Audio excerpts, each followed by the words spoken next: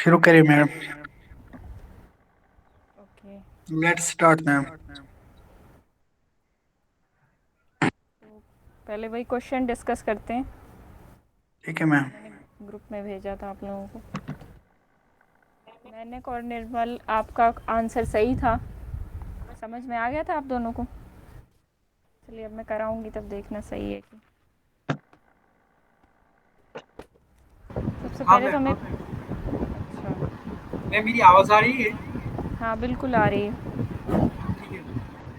मेरी आवाज़ ठीक आ रही है ना? आपका थोड़ा स्लो आ रहा है। ठीक है, मैं थोड़ा माइक पास रखती हूँ अपने मुंह के। आपको एस दिया हुआ था, ये intersection N equal to 1 to infinity. ये इंटरसेक्शन निकालनी थी, 0 1/2n+1 और इसकी यूनियन 1/2n से 1, यूनियन 1/2n टू 1। ठीक है,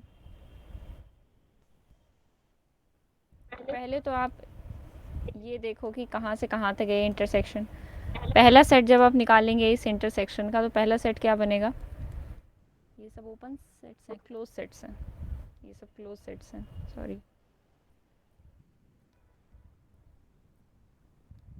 पिक्चर ड्रॉ करके ही ज़्यादा समझ में आता है, तो पिक्चर ड्रॉ कर लिया करें आप लोग जब भी इस टाइप के क्वेश्चंस करें। तो S1 इसमें से पहला सेट निकालते हैं इंटरसेक्शन का, n इक्वल टू 1 पुट करके। जब n इक्वल टू 1 पुट करेंगे तो यहाँ से हमें क्या मिलेगा? पहला सेट मिलेगा 0 से 1/2n+1, यानी 0 से 1/3 यूनियन 1 बाई 1/2 से 2। 1। n 1 by equal to 2 to comma put 1। करने पे 0 से 1/5 0 1 यूनियन बाई 5 यूनियन 1 बाई 3। 4,1। इसी तरह मिलते चले जाएंगे 357 यूनियन 246,1। ठीक है, इन 2-3 सेट्स को ही ड्रॉ कर लेंगे हम 3 अलग अलग लाइंस पे, तो ये हमें आइडिया मिल जाएगा। देखो कैसे करेंगे। सबसे पहले पहला सेट ड्रॉ करते हैं n इक्वल टू 1 के लिए। ठीक है, ये 0 पॉइंट है, ये 1 पॉइंट है। 0 से 1/3 ड्रॉ करना है, 1/3 यहाँ पे कहीं होगा और 1/2 यहाँ कहीं पॉइंट होगा। ठीक है, 0 से 1/3 का पोर्शन है, यूनियन उसके साथ की गई है। ये पहला सेट देखना, 1/2 से, सॉरी यहाँ पे 1 आएगा, 1/2 से 1, तो ये वाला पोर्शन आएगा। ठीक है, सेकेंड सेट देखो, 0 से 1/5 और 1/4 से 1, तो यहाँ हमें ड्रॉ करना है। बस नेक्स्ट एक्सेस ड्रॉ करते हैं, 0 से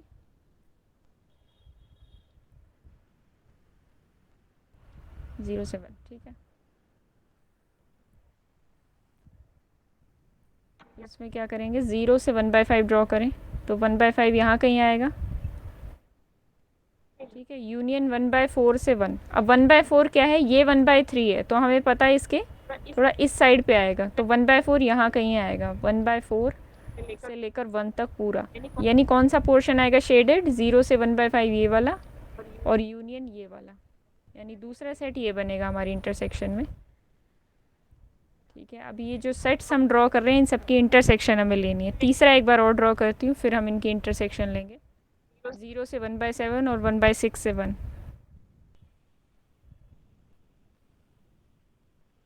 1/7 यहाँ कहीं आएगा, 1/5 इधर है, तो मैं थोड़ा सा और आइडिया लेती हूँ। 1/7 समथिंग ऐसे कुछ आएगा। और अगला सेट है, यूनियन कर रखी है 1/6 से 1। 1/6 यहाँ कहीं आएगा, मतलब 5 से थोड़ा इस तरफ आएगा। 1/6 से 1, तो ये शेडेड पोर्शन यहाँ पे बनेगा। अब हमें इनकी इंटरसेक्शन लेनी है, यानी इन तीनों सेट्स में जो भी कॉमन पोर्शन है तीनों सेट्स में वो लेना है। ठीक है, तो इंटरसेक्शन लेते टाइम हमें क्या देखना है? सबसे पहले लाइंस ड्रॉ करो। देखो साफ साफ दिख रहा है, ये जो पोर्शन है 1/2 से 1 का, 1/2 से 1 के बीच का पोर्शन, ये तो हर एक सेट में आ रहा है, यानी 1/2 से 1 ये हर एक सेट का पार्ट बन रहा है हमारे पास। और दूसरी बात ये, जब यहाँ 1/3 से मैं लाइन ड्रॉ करना शुरू करूँगी, अब देखना है कॉमन शेडेड पोर्शन हमें देखना है कौन कौन सा आएगा। ठीक है, और ये यहाँ से लाइन ड्रॉ करेंगे, यानी 1/4 से लेकर नीचे तक। तो यानी 1/3 और 1/4 के बीच का ये जो ब्लू पोर्शन बनेगा हमारा, ये भी हमारे इंटरसेक्शन वाले सेट में आएगा, क्योंकि नीचे जब आप जैसे जैसे नीचे आते जाएंगे हमारा सेट इस साइड मूव कर रहा है, 1/6 1/7। तो जो इस साइड वाला पोर्शन है, राइट हैंड वाला पोर्शन, ये और 0 के करीब आता जा रहा है। तो ये जो नीचे वाला पोर्शन है ये पूरा 1/3 से 1/4 ये हर एक सेट में आएगा। तो यूनियन हम कर सकते हैं 1/4 से 1/3। और कौन सा सेट आएगा अगर हम ध्यान से देखें तो यहाँ पे आएगा 0 to 1/7 1 में। बाई हाँ 0 to 1/7 नहीं आएगा। 0 to 1/7 को तो एक बार बाद में देखती हूँ, मैं एक्सप्लेन करती हूँ। यहाँ देखो 1/5 1/5 1/6 1/6 के बीच का जो पोर्शन है ये थोड़ा सा कम बन गया हमसे, लेकिन आप लोग खुद भी बना के देखेंगे तो समझ में आ जाएगा। तो ये 1/5 और 1/6 हर एक सेट में आ रहा है हमारा। तो 1/5 और 1/6 वाला पोर्शन भी आ रहा है, यानी 1/6 से 1/5 तक। 1/6 छोटा है ना। अब 0 से 1/7 के लिए सेम प्रोसेस रिपीट होगा। तो इसी पैटर्न को फॉलो करते हुए 0 से 1/7 के बीच का सारा पोर्शन नहीं आएगा। इन तीनों सेट्स की यूनियन में तो आ रहा है चलो 0 से 1/7, लेकिन जब हम इनफाइनाइट इंटरसेक्शन लेंगे n = 1 2 3, अभी तो 3 के लिए किया है ना, जैसे जैसे 4 5 6 7 आगे बढ़ते जाएंगे तो ये सेट्स क्या बनेंगे अल्टीमेटली, ये सेट्स इस टाइप की यूनियन बन जाएंगे। जैसे मैंने यहाँ पे लिखा है, सबसे पहले तो मैंने लिखा है 1/2 से 1 तक यूनियन, 1/4 से 1/3 तक, और इसकी यूनियन की है, ये सभी क्लोज सेट्स आ रहे हैं, इसकी यूनियन की है 1/6 से 1/5 तक। इसी तरह चलते चले जाएंगे 1/8, इसी पैटर्न को फॉलो करते हुए। तो पहले नंबर पे क्या आ रहा है, इवन नंबर आ रहे हैं, जैसे 2 आया, 4 आया, 6 आया, 6 के बाद 8 आया, और यहाँ पे 7 आएगा। 1/7 1/10 इसी तरह 1/9 1/10 1/9 इसी तरीके से आता रहेगा। तो इसको एक 1/12 जनरल फॉर्म में भी, हाँ जनरल फॉर्म में हमें लिखना होगा तो हम कैसे लिखेंगे, पहले पोजीशन पे तो क्या आ रहा है 2 से शुरू होकर 10 12 इस तरीके के इवन नंबर्स आ रहे हैं। तो पहली पोजीशन पे क्या आ रहा है 1/2n 1/2n टाइप का नंबर आ रहा है ना। पहली पोजीशन पे क्या आ रहे हैं, इवन आ रहे हैं। तो इवन कौन से नंबर्स होंगे, n को 1 रखते जाओ, 2 रखते जाओ, इस तरीके से। यानी यूनियन n = 1 to infinity, पहली पोजीशन पे 1/2n, दूसरी पोजीशन पे क्या है 10 के बाद 9, 8 के बाद 7, 6 के बाद 5, यानी 1/2n जो भी आपने रखा है पहली पोजीशन में उसमें एक कम हो रहा है दूसरी पोजीशन पे। इस तरीके से भी आप गेस कर सकते हैं। 1/2n - 1 ये बनेगा आपका असली सेट। अब इस के हिसाब से ऑप्शन जज करके आप लोग बताएं। सेकंड ऑप्शन अभी, फर्स्ट ऑप्शन अभी छोड़ दो, BCD बताओ पहले। ये कह रखा है कि इस सेट का complement in 0 1 is an open set. This is what is this, arbitrary union of open sets. हाँ मैम, ओपन सेट होगा। Yes ma'am. ये arbitrary union of close sets है ना, जो हमारा सेट आया है, यानी ये सेट कौन सा आया है, S सेट आया है। ये है arbitrary union of close sets. तो S का कॉम्प्लीमेंट इन 0 1 क्या होगा, complement of a set is open if and only if the set is closed. So this implies this set is open. तो complement open आ जाएगा। Arbitrary union closed आ रही थी और इसका complement open आ गया, तो B ऑप्शन तो सही है। C ऑप्शन कह रहा है if A is an infinite subset of S then A has a limit point। अब देखो ध्यान देने वाली बात यहाँ पे ये है, यहाँ पे अगर S हम निकाल ना भी पाते तो भी C ऑप्शन में कहती सही है। क्यों, क्योंकि हमने क्या की थी, बोल्जानो-वेस्टरस थ्योरम।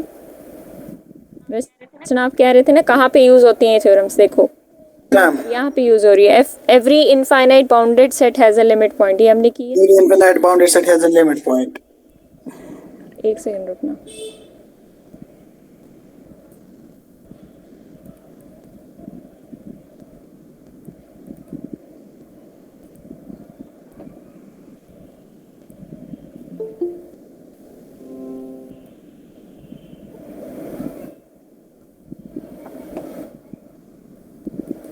तो हम जानते हैं बोल्जानो-वेस्टरस थ्योरम क्या कहती है, every infinite bounded set has a limit point. Has a limit point.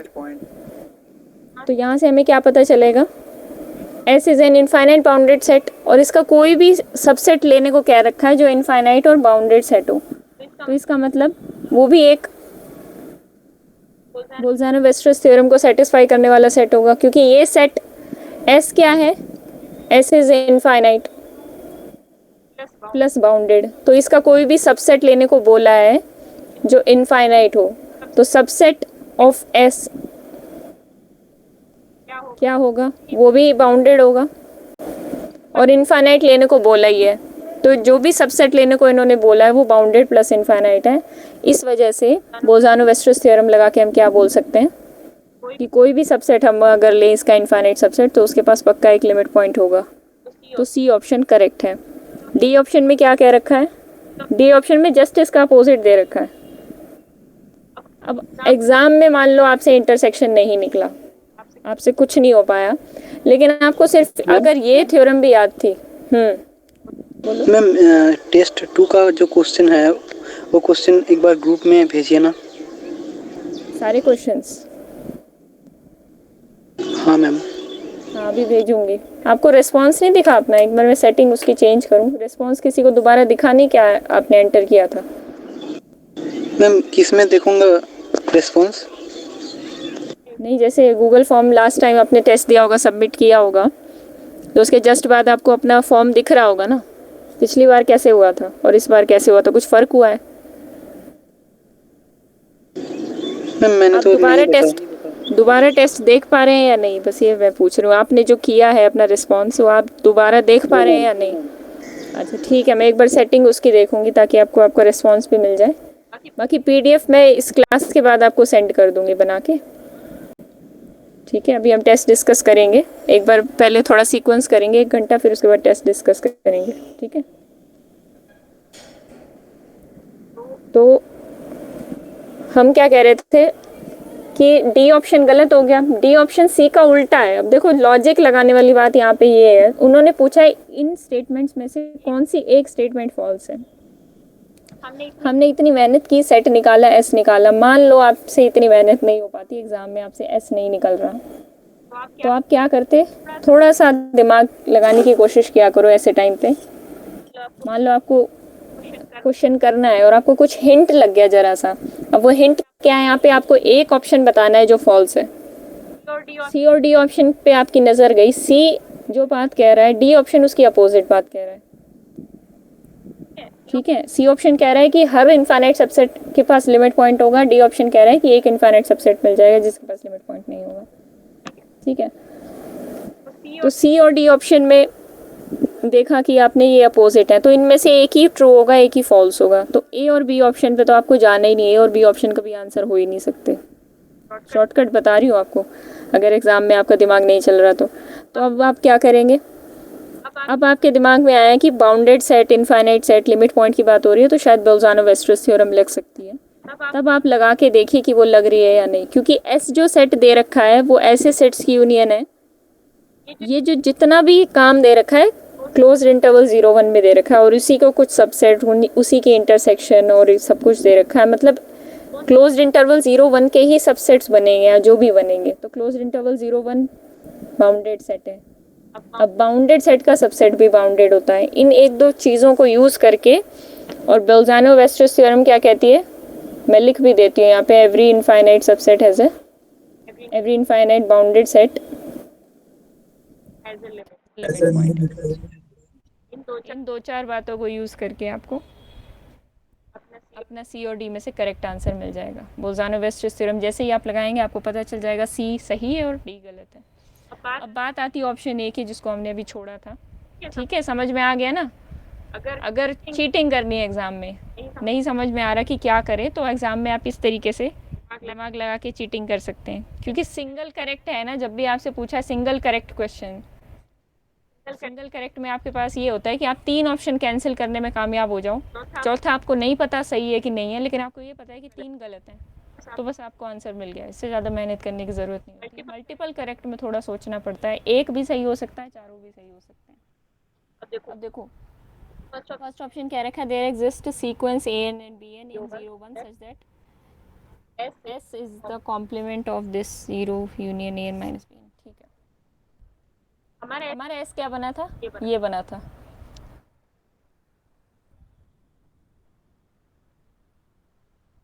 ठीक है, इस एस को मैं कैसे लिख सकती हूँ, 0 1, इसका कॉम्प्लीमेंट अगर मुझे बनाना है तो कैसे बनाया जा सकता है,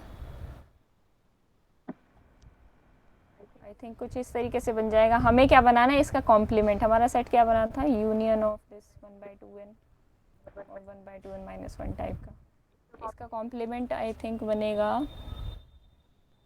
ओपन बनेगा, क्योंकि ये क्लोज्ड है तो कॉम्प्लीमेंट तो ओपन बनेगा, intersection of open sets.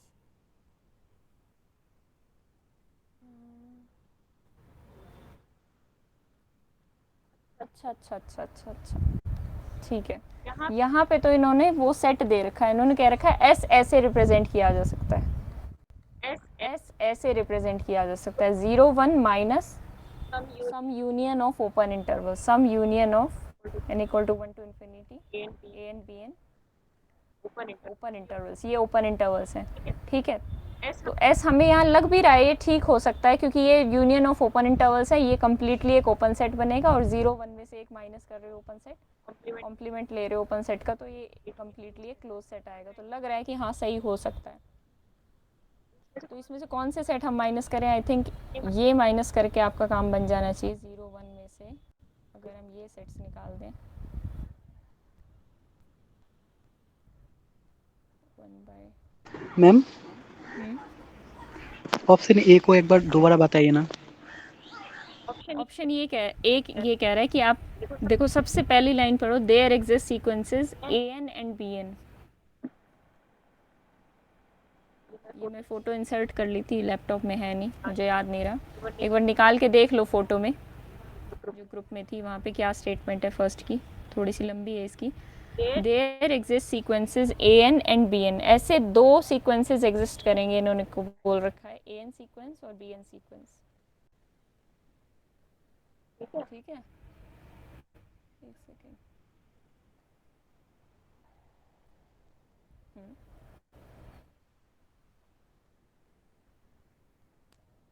Such that ये कंडीशन सेटिस्फाई हो जाए, यानी एस ऐसे रिप्रेजेंट किया जा सके। आपका एस था क्या, एक बार एस को लिख लो तभी ज़्यादा क्लियर होगा। एस क्या बना था, किसी ने नोट किया तो बता दो फटाफट, नहीं तो मुझे ऊपर जाके देखना पड़ेगा। आई थिंक ये था 1/2n, 1/2n माइनस 1, इनकी यूनियन थी। इन्होंने कह रखा है कि ऐसे सीक्वेंसेस ए एन और बी एन आपको मिल जाएंगे सच दैट इस तरीके से रिप्रेजेंट कर सको आप इस सेट को, इसको इस सेट को इस तरीके से रिप्रेजेंट कर सको। तो ये ए एन और बी एन आपको यहाँ से क्या मिलेंगे, देखो अगर 0 1 में से ये वाली यूनियन आप माइनस कर दो, यही वाली यूनियन माइनस होगी 1/2n। हाँ मैम ठीक है। 1/2n माइनस 1, यहाँ पे थोड़ा कन्फ्यूजन हो रहा है मुझे, एक बार देख लेना कौन सा माइनस होगा, क्योंकि 1/2n प्लस 1 से हाँ मैम ठीक है, कुछ ना कुछ ऐसे सीक्वेंस आपको मिल ही जाएंगे, वो एक बार आप ढूंढ लेना, दिमाग लगाना थोड़ा। ठीक है, कुछ ना कुछ ए एन बी एन, ये एन में ही आपको कुछ ना कुछ मिलेंगे। अब सीक्वेंस किस टाइप के भी हो हमें उससे कुछ फर्क नहीं पड़ता। ठीक है, सीक्वेंस कैसे भी हो, कन्वर्जेंट हो डाइवर्जेंट हो, हमें पता है यहाँ पे ए एन और बी एन की जगह सीक्वेंसेस ही आने वाले हैं, वो चाहे कैसे भी एग्जिस्ट कर जाए, उससे फ़र्क नहीं पड़ता। तो आपको इतना दिमाग लगाने की भी ज़रूरत नहीं है कि कौन से एग्जिस्ट करेंगे, बाकी आप एक बार देख लेना। ठीक है, तो यही था इस ऑप्शन में कि ऐसे सीक्वेंसेस एग्जिस्ट कर रहे हैं सच दैट 0 1 का कॉम्प्लीमेंट ले और ये आ जाए सेट एस। क्लियर है सबको? हाँ मैम। हाँ, किसी को क्लियर नहीं है तो बताओ, फिर आगे बढ़ते हैं, सीक्वेंस स्टार्ट करते हैं। चलो फिर करते हैं आगे। नया पेज, सीक्वेंस में हाँ हमने कल किया था एक सेकंड रुकना भाई,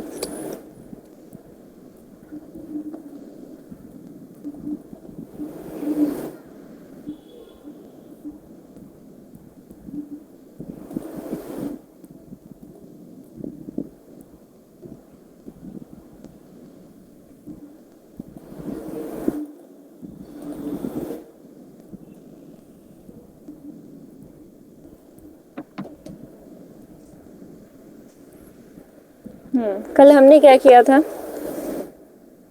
हमने लिमिट पॉइंट्स के बारे में देख लिया था, रेंज सेट के बारे में देख लिया था, सीक्वेंस की कन्वर्जेंस मैम नॉन के नॉन बारे में देख सीक्वेंस हो गया था। लिया। क्या हो गया था?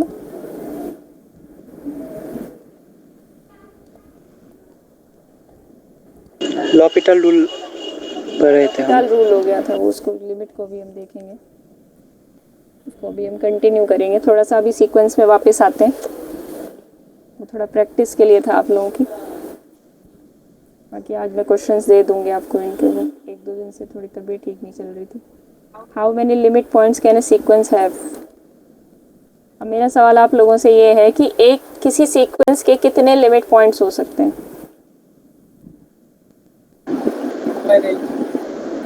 इनफाइनाइट हो सकता है।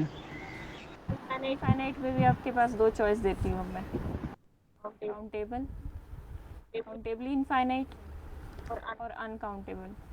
क्या किसी सीक्वेंस के अनकाउंटेबल लिमिट पॉइंट्स पॉसिबल हैं? 2 मिनट दे रही हूँ सोचने के लिए, सोच के बताओ। Can you make a sequence जिसके पास अनकाउंटेबल लिमिट पॉइंट्स हैं? सीक्वेंस की रेंज आप जानते हैं काउंटेबल होगी, लेकिन बात यहाँ की गई है कि उसके लिमिट पॉइंट्स क्या अनकाउंटेबल हो सकते हैं? वैसे मत देखते ही बोलते ना कि नहीं हो सकते। नहीं नहीं नहीं, एकता, ये नहीं चाहती मैं आप लोगों से। ऐसे ही देखते ही मत बोल दो नहीं हो सकते, क्योंकि आप जो सोच रहे हो गलत हो सकता है। क्या आपने पॉइंट सेट टोपोलॉजी में ऐसा कोई सेट पढ़ा है जो काउंटेबल हो पर उसके अनकाउंटेबल लिमिट पॉइंट्स हो? हाँ मैम, रैशनल नंबर का जो सेट है। तो हिंट यहीं पे है ना। हाँ मैम। वहाँ पे पढ़ सकते हो सेट में ऐसा काउंटेबल सेट जिसके अनकाउंटेबल लिमिट पॉइंट्स हैं। तो यहाँ पे क्या है? यहाँ पे ऐसा मैम वो सीक्वेंस को हम रैशनल कंस्ट्रक्ट नंबर का कंसीडर कर तरीके से सकते हैं। कंस्ट्रक्ट करोगे अगर करोगे तो थोड़ा सा कंस्ट्रक्शन बताओ। मतलब जो function as a function sequence हम डिफाइन करते हैं। एक सेकेंड, जैसे हम फंक्शन सीक्वेंस को एज अ फंक्शन डिफाइन करते हैं, नेचुरल्स टू वट एवर, यहाँ पे जो भी होता है आपका एन टू आर डिफाइन किया जाता है। तो थोड़ी सी कंस्ट्रक्शन अगर हमें पता चल जाए। m plus 1 by n when m and n belongs to n, capital N. n plus 1 by n, m plus 1 by n. Plus 1 by n। 1 by n एक साथ होगा और n अच्छा अच्छा अच्छा, एक second. m plus 1 by n,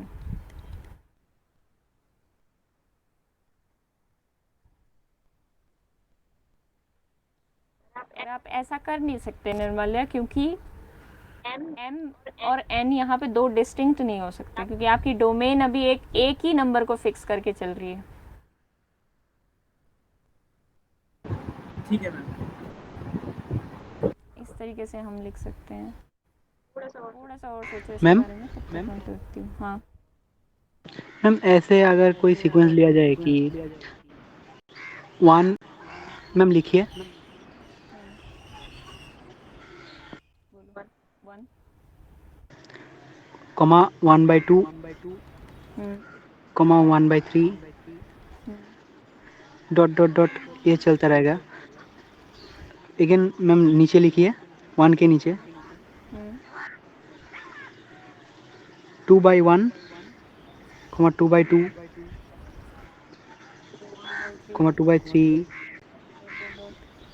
ऐसे ही नीचे भी चलता रहेगा। तो ये तो मैम पॉजिटिव,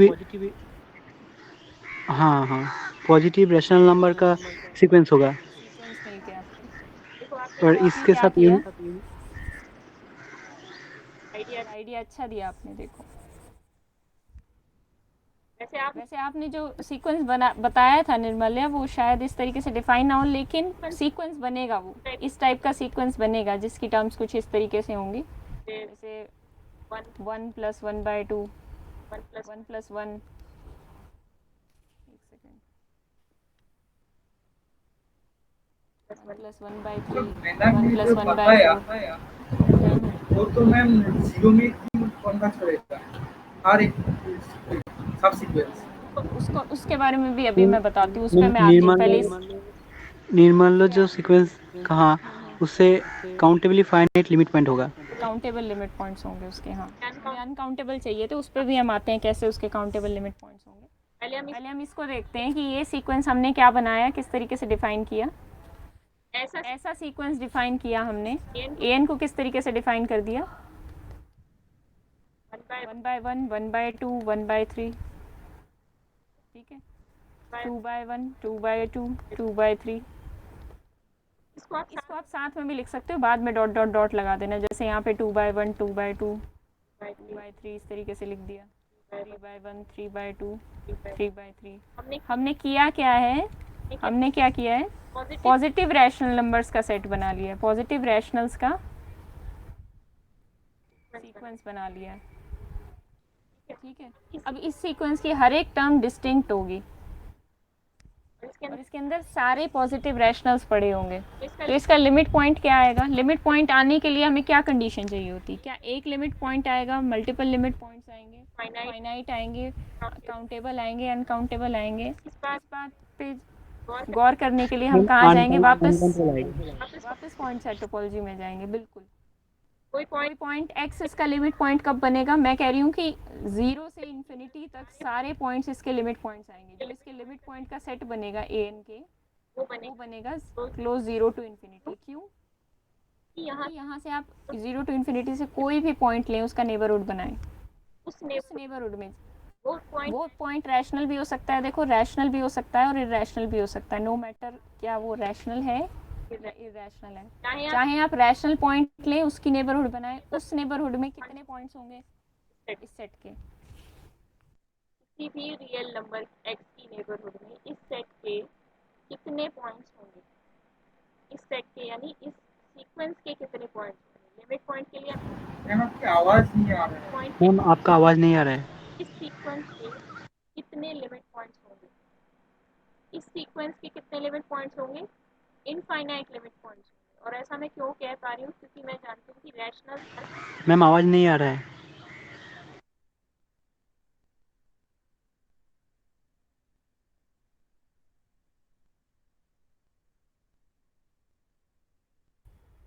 जो गलती से लीव हो गया था, मुझे पता ही नहीं चला, मैं बोलती रही। हाँ ठीक है, वो गलती से लेफ्ट हो गया था, हाथ लग गया था मेरा। हाँ तो मैं क्या कह रही थी, पॉइंट सेट टोपोलॉजी में हम क्या जानते थे, हम ये जानते थे कि Q is dense in R, मतलब रैशनल्स का सेट रियल नंबर्स में डेंस है। अब इस बात का हम यूज़ करेंगे, कैसे यूज़ करेंगे, कोई पॉइंट x लिया हमने, उसकी नेबरहुड बनाई कोई भी x minus epsilon x plus epsilon. अब आवाज़ आ रही है ना सब लोगों को? Yes ma'am. अब हम ये देखना चाहते हैं इसकी किसी भी पॉसिबल नेबरहुड में, नो मैटर कितनी स्मॉल नेबरहुड है, कितनी लार्ज है, किसी भी पॉसिबल नेबरहुड में कितने पॉइंट्स आएंगे सीक्वेंस के। इसकी कोई भी पॉसिबल नेबरहुड लो, मतलब x कोई भी आर्बिट्रेरी रियल नंबर है, वेदर रैशनल और इरैशनल, इसकी किसी भी नेबरहुड में इनफाइनाइटली मेनी रैशनल्स आएंगे। क्या ये हम जानते हैं पॉइंट सेट टोपोलॉजी के रिजल्ट से, क्योंकि Q is dense in R। किसी भी रियल नंबर की नेबरहुड में, छोटी से छोटी नेबरहुड में इनफाइनाइटली मेनी रैशनल्स भी होते हैं और इरैशनल्स भी होते हैं। तो कोई भी पॉइंट लो, कोई भी रियल नंबर हो, उसकी नेबरहुड में कोई भी कितनी भी छोटी नेबरहुड बनाओ, उसमें कितने पॉइंट्स होंगे, इनफाइनाइटली मेनी रैशनल्स होंगे। और हम ये सारा काम कहाँ कर रहे हैं, 0 से आगे आगे कर रहे हैं। ठीक है, हम सिर्फ इतना दिखाना चाहते थे 0 से आगे आगे। तो 0 से आगे आगे हम ये काम करेंगे तो हमारे क्या पॉइंट बनेंगे, क्लोज 0 टू इन्फिनिटी, क्योंकि हमने पॉजिटिव रैशनल्स लिए, नेगेटिव तो हम गए ही नहीं है नेगेटिव रैशनल्स तक। तो ये सब काम करने के बाद हमें पता चला कि 0 से आगे, 0 और 0 से आगे जितने रियल नंबर्स हैं सब इस सीक्वेंस के लिमिट पॉइंट्स हैं, by definition of limit points and by the fact कि Q is dense in R। यहाँ से हमें क्या पता चल गया, तो limit points of this sequence R is close 0 to infinity and this is an uncountable set. ठीक है, ये अनकाउंटेबल सेट है, इस वजह से हमें पता चल गया कि कोई सीक्वेंस अनकाउंटेबल लिमिट पॉइंट्स भी रख सकता है। क्लियर है सबको? मैम हाँ मैंने मैम बताओ। मैम निर्मलो ने जो सीक्वेंस बताया था m+1/n where m and n belongs to n script n, ma'am वो क्या एक सीक्वेंस होगा? देखो उसको हम ऐसे रिप्रेजेंट कर सकते हैं, वो सीक्वेंस बनेगा, सही बताया था। m को अगर मैं 1 फिक्स कर दूं, मैम सीक्वेंस तो n থেকে n to r एक बाइजेक्टिव मैपिंग होता है, तो मैम m को तो फिक्स्ड करना पड़ेगा। m और n दोनों को हम एक साथ वेरी नहीं कर पाएंगे। एक साथ वेरी नहीं कर पाएंगे। एक टाइम पे अगर आप m को फिक्स कर देते हैं, m को 1 फिक्स कर देते हैं, तो किस टाइप का मैम ये तो सीक्वेंस बनेगा? यूनियन 1 ऑफ सीक्वेंस हो रहा है ना, क्या हो रहा है? बहुत सीक्वेंस का यूनियन हो रहा है ना। बट स्टिल इसमें काउंटेबल पॉइंट्स आ रहे हैं ना। देखो एक बात है जो उस वक्त मैंने भी ध्यान नहीं दी, n to r तक आपको कोई फंक्शन चाहिए बस। सीक्वेंस का मतलब डोमेन नेचुरल्स होनी चाहिए, बस इतनी ही कंडीशन है सीक्वेंस बनाने के लिए। इतनी छोटी सी रिक्वायरमेंट है कि डोमेन रैशनल्स होनी चाहिए, ठीक है। यानी अगर आप ये फंक्शन लेते हैं, जो भी लिया आपने m+1/n, इसकी आप ये कैसा सेट है? काउंटेबल सेट है ना, तो इसकी आप नेचुरल्स के साथ बाइजेक्टिव मैप दिखा सकते हैं। और अभी हम इसकी सीक्वेंस अलग अलग लिख के देख भी लेते हैं, इसकी सीक्वेंस की टर्म्स कैसे ये बाइजेक्टिव मैप बनेगा। देखो ऐसे बनेगा ये। इसको इतना तो कर सकते हो ना, मुझे सिर्फ इतना बताना, n क्रॉस n से r तक तो ये मैप बना सकते हो ना, f of m, n is equal to n+1/n। हाँ मैम। और हम जानते हैं कि n से n क्रॉस n तक बाइजेक्टिव मैप होता है, इसमें भी कोई बुराई नहीं है। तो कंपोजिशन के रूप में आप इसको ले सकते हैं। यहाँ पे कोई आपने g फंक्शन ले लिया और यहाँ पे कोई f फंक्शन ले लिया, इन दोनों की कंपोजिशन कर दी, तो फाइनली आपको ये सीक्वेंस मिल जाएगी। बस हमारी रिक्वायरमेंट इतनी थी कि ये बाइजेक्टिव मैप बन जाए किसी 1/2 काउंटेबल सेट के साथ। तो ये सीक्वेंस बन जाएगा और ये सीक्वेंस वेल डिफाइंड है। और इसकी टर्म्स कैसी आएंगी? m को जब आप 1 फिक्स कर रहे हैं तो यहाँ पे क्या आएगा? 1+1/n टाइप की टर्म्स आएंगी, यानी 1+1, 1+1/2, 1+1/3, इस तरीके से। जब m को 2 फिक्स कर रहे हैं तो क्या आएगा? 2+1, 2+1/2, 2+1/3, इस तरीके की, ठीक है। तो सीक्वेंस की टर्म्स हमें पता चल गई। अब सिंपल सी बात है, जैसे हम सेट के हिसाब से, जब हम सेट थ्योरी कर रहे थे, पॉइंट सेट टोपोलॉजी कर रहे थे, तो हम इस सेट के लिमिट पॉइंट्स निकालते थे m+1/n। इस सेट के लिमिट पॉइंट्स आपने क्या निकाले थे? m, n belongs to natural number का सेट होगा इस। हाँ, अगर अब आप m को फिक्स कर दें, यानी m को 1 फिक्स किया, 1+1/n इस टाइप के नंबर्स आएंगे। 2 फिक्स किया, 2+1/n इस टाइप के नंबर्स आएंगे। 3 फिक्स किया, 3+1/n। इस तरीके से हर एक m के लिए इस तरीके के सीक्वेंसेस बन जाएंगे, इस तरीके के सेट्स बन जाएंगे।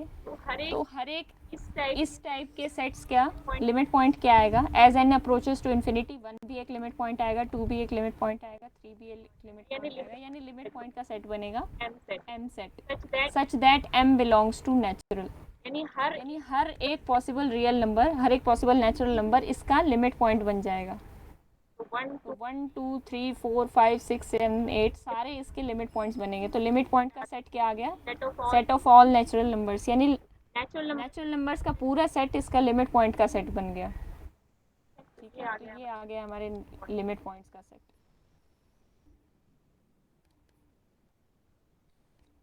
अब एक बहुत इम्पोर्टेंट बात कि हमें पता कैसे चलेगा कि हम कब सीक्वेंस में बात करें और कब सेट में बात करें। मोस्ट इम्पॉर्टेंट रिलेशन जो सीक्वेंस और सेट्स में है।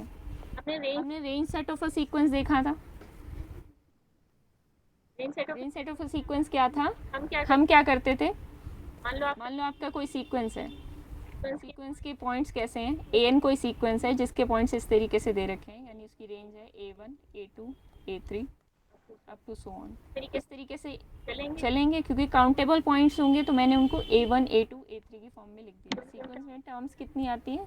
सीक्वेंस की रेंज हमेशा क्या होती है? काउंटेबल होती है। तो मैंने सीक्वेंस की कोई भी जनरल सीक्वेंस लिया, उसकी टर्म्स इस तरीके से लिख दी, ठीक है। इसको तो कहा जाएगा रेंज ऑफ अ सीक्वेंस। अब by chance a1 is equal to some a7 है, तो जब हम रेंज सेट को कंस्ट्रक्ट कर रहे होंगे, सेट करते टाइम हमने सेट की डेफिनेशन पढ़ी थी, तो इसके रेंज का जब हम सेट बना रहे होंगे तब हम क्या करेंगे, रेपिटेशन को रिमूव करेंगे, यानी रेपिटेटिव एलिमेंट्स को हटाएंगे यहाँ से। तो कौन कौन से एलिमेंट्स हटेंगे, A1 जब आप लिखेंगे A2 A3 A4 A6 तक आएंगे तो आपको पता है कि आपको A7 नहीं लिखना है क्योंकि A7 आप ऑलरेडी इंक्लूड कर चुके हैं सेट में, ठीक है। तो A8 A9 इस तरीके के एलिमेंट्स इसके अंदर आ जाएंगे। तो रेंज सेट हमेशा डिस्टिंक्ट एलिमेंट्स को रखता है। अब दूसरी इंपॉर्टेंट बात, मुझे एक दो एग्जांपल्स सोच के बताइए, हमने बहुत एग्जांपल्स किए हैं सीक्वेंसेस का। लिमिट पॉइंट ऑफ सीक्वेंस और limit point of range set में क्या रिलेशन है, क्या सेम होंगे या अलग अलग होंगे या कम ज़्यादा होंगे। सीक्वेंस के आपने लिमिट पॉइंट्स निकाले, उसी का रेंज सेट आप ले रहे हैं, उसके आप लिमिट पॉइंट्स निकालिए, क्या रिलेशन आएगा इन दोनों के बीच में। आप ऑसिलेटिंग सीक्वेंसेस के एग्जांपल ले सकते हैं, बाउंडेड ऑसिलेटिंग, इनफाइनाइटली ऑसिलेटिंग के एग्जांपल ले सकते हैं, डाइवर्जेंट सीक्वेंस प्योरली जो इन्फिनिटी को डाइवर्ज करती थी उसके एग्जांपल ले सकते हैं। 2-3 एग्जांपल लेके देखिए कि कुछ अलग आ रहा है क्या या दोनों सेम आते हैं, दोनों के लिमिट पॉइंट्स। यहाँ इस सेट के लिमिट पॉइंट्स की बात हो रही है और यहाँ इस सीक्वेंस के। सीक्वेंस के ज़्यादा आएंगे और रेंज सेट के कम आएंगे। कोई एग्जांपल? जैसे मैम आपने एग्जांपल दिया था वो 0 2 ऐसा है, इसमें तो 0 भी इनफाइनाइटली बार आ रहा है और 2 भी। तो 0 और 2 इस सीक्वेंस के लिमिट पॉइंट्स थे। इस सीक्वेंस के लिमिट पॉइंट्स क्या थे? 0 और 2, ठीक है। लेकिन जब इसका रेंज सेट हमने बनाया, जरा इसका रेंज सेट कंस्ट्रक्ट करो, रेंज सेट ऑफ एन। इसका रेंज सेट कंस्ट्रक्ट किया तो हमें नॉन रेपिटेटिव एलिमेंट्स का कलेक्शन लेना था। तो 0, 2 ये आया, जो एलिमेंट्स रिपीट नहीं कर रहे बस उनको कलेक्शन में डालना था। अब इस सेट का लिमिट पॉइंट्स बताओ, जैसे हमने सेट थ्योरी में लिमिट पॉइंट्स निकालना सीखा था। रचना बताओ। ठीक है रचना, क्या होगा इसका? 5 मैम। 5 होगा ना, फाइनाइट सेट है तो इसके लिमिट पॉइंट्स क्या होंगे? फाइनाइट 5 होगा। अब देखो इसके लिमिट पॉइंट्स तो ये आ रहे थे और इसके लिमिट पॉइंट 5 आ गए। क्या किसी को डेफिनेशन में कहीं कोई डाउट है कि limit point of range set मतलब सेट के लिमिट पॉइंट्स और सीक्वेंस के लिमिट पॉइंट्स में क्या डिफरेंस है?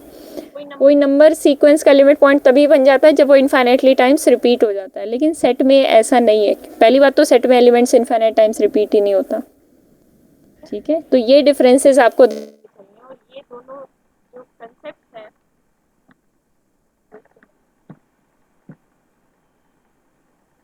मैम आवाज नहीं आ रही। वेट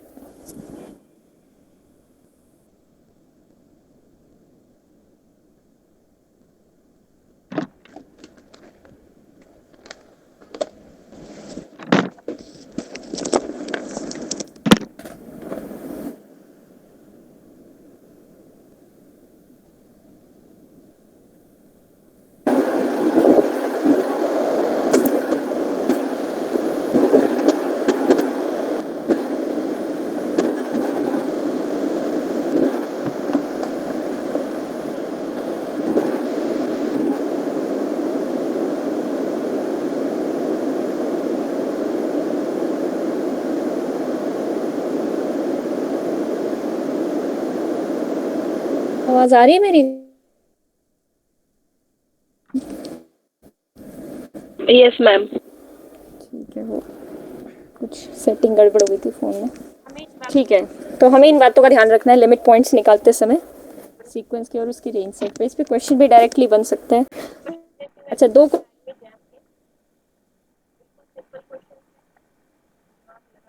करना, हड़बड़ी मत करना। एक सेकेंड।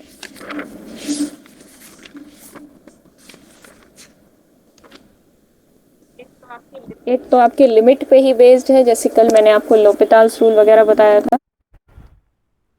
उसको थोड़ा सा रिमाइंड करो, उसका यूज़ करो।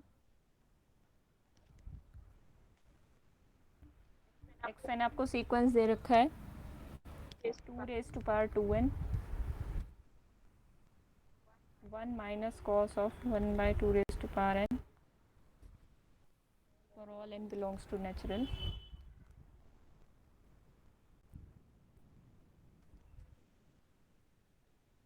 अब आपको इस सीक्वेंस के बारे में बताना है। Then xn option 1 does not converge,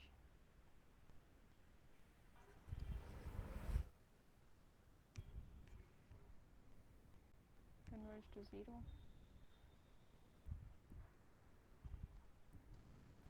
converge to 1 by 2,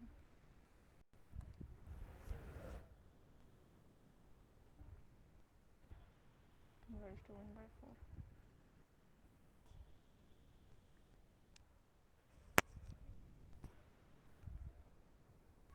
और लिख रही हूँ, इसको ट्राई करो तब तक।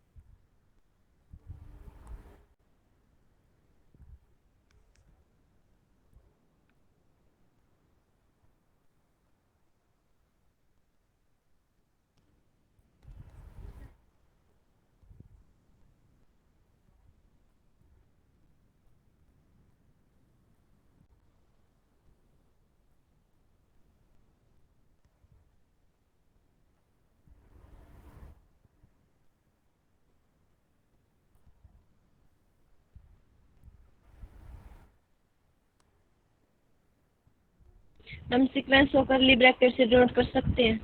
हाँ, उससे भी डिनोट कर सकते हैं, वो नोटेशन पे डिपेंड करता है, जैसे आपको नोटेशन दी गई सब ठीक है।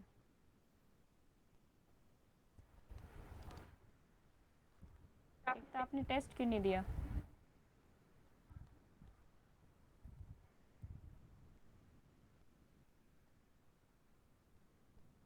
मैम कुछ समझ नहीं आ रहा था क्वेश्चन। क्या समझ में नहीं आ रहा था मतलब? क्वेश्चन सोल्व नहीं हो रही थी मैम। सबमिट तो कर देते हैं, उसमें क्या है। आपने बाकियों का रिजल्ट भी देख लिया, कुछ बहुत अच्छा तो आया नहीं है। चलो मैं थोड़ी और प्रैक्टिस के लिए क्वेश्चन दूंगी आपको पॉइंट सेट टोपोलॉजी के, ताकि कॉन्फिडेंस बढ़े।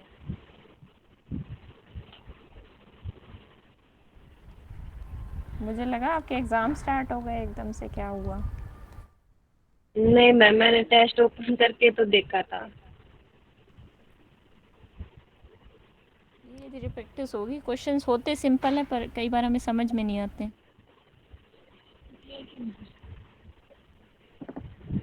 पर आपने लिख लिया हो एक्शन, तो मैं थोड़ा सा नीचे कर दूँ इसको ऑप्शंस लिखने के लिए।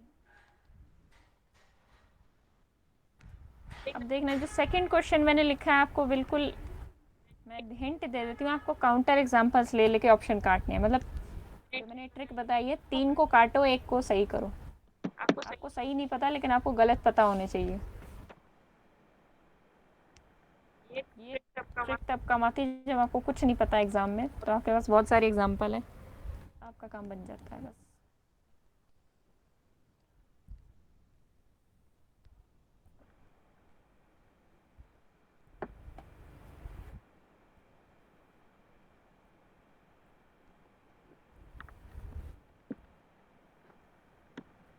चैट में लिख देना चाहे आंसर जिसका निकला है फर्स्ट और सेकंड क्वेश्चन का।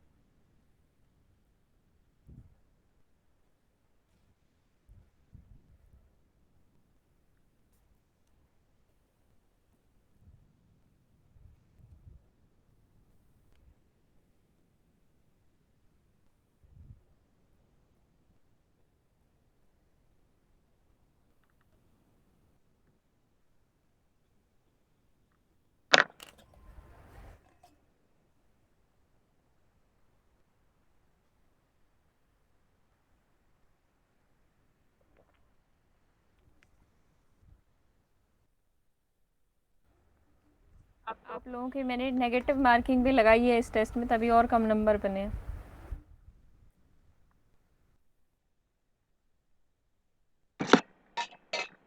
मैम टाइम बहुत ज्यादा कम था टेस्ट में। एग्ज़ाम में इतना ही होता है। चलो मैं थोड़ा सा ज़्यादा दुआ करूँगी। 10 क्वेश्चन के लिए लगभग 33 मिनट थे। 2-3 मिनट आपको अपनी डिटेल्स डालने में लगते हैं। एग्ज़ाम में अगर देखा जाए तो हर एक क्वेश्चन पे 3 मिनट ही होते हैं। तो कोई बात नहीं, आगे से मैं 3.5 मिनट दिया करूँगी, फिर धीरे धीरे टाइम कम करूँगी।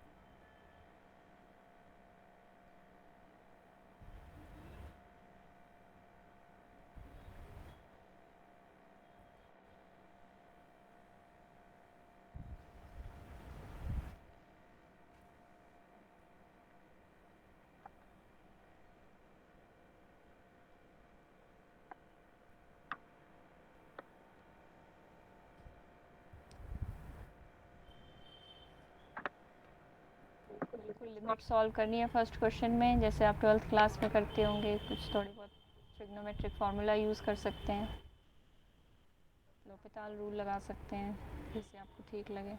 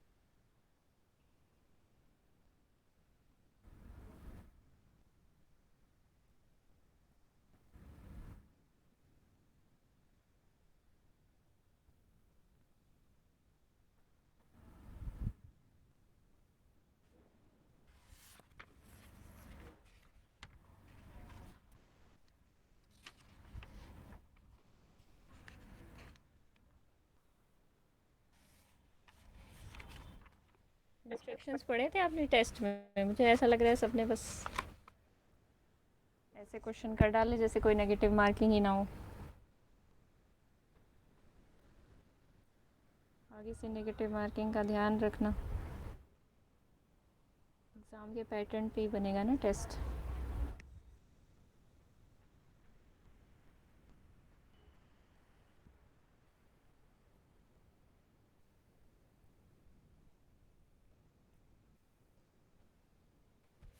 क्या माता निकला नहीं किसी का?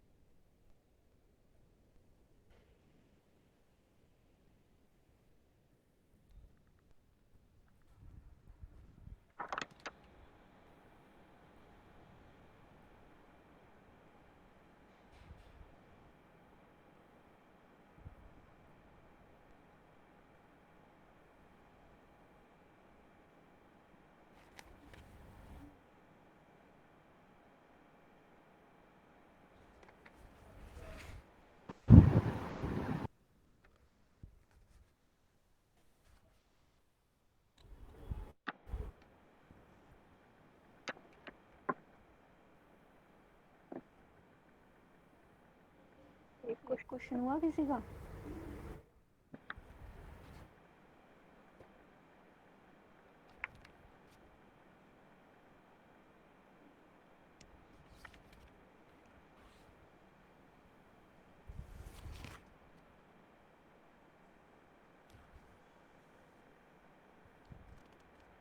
मैम पहला वाला हाफ होगा, ठीक है, दूसरा ट्राई करो। मतलब सीक्वेंस हाफ में कन्वर्ट करेगा। समझ गई मैं।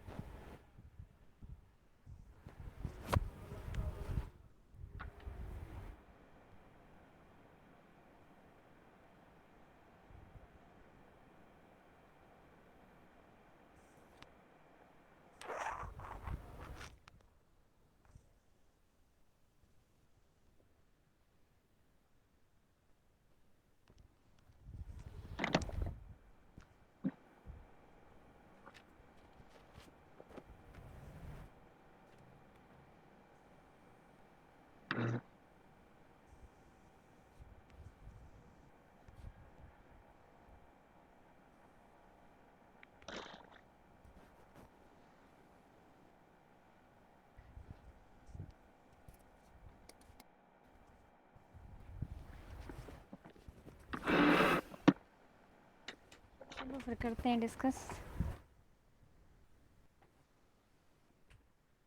पहला क्वेश्चन देखते हैं। 2⁻²n 1 माइनस कॉस, ठीक है आपका मेनक। 2⁻²n। मैम एक बार रुकिए। सेकंड का लूँ? हाँ मैम सेकेंड। ठीक है, 1-2 मिनट और वेट कर लेते हैं। ठीक है मैम। करें?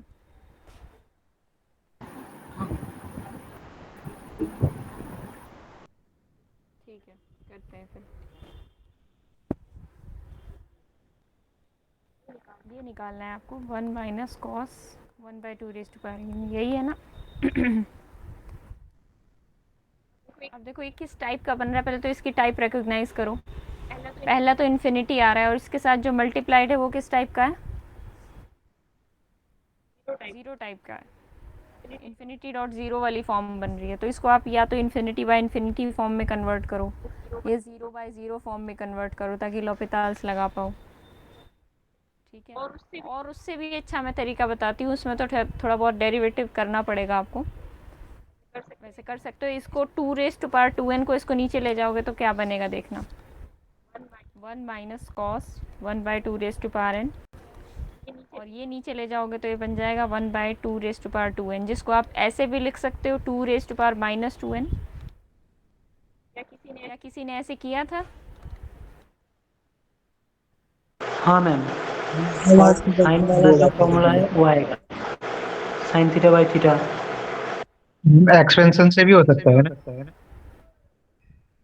हाँ, एक्सपेंशन से भी हो सकता है, ऐसे भी हो सकता है। मेरा तो फेवरेट तरीका ये है।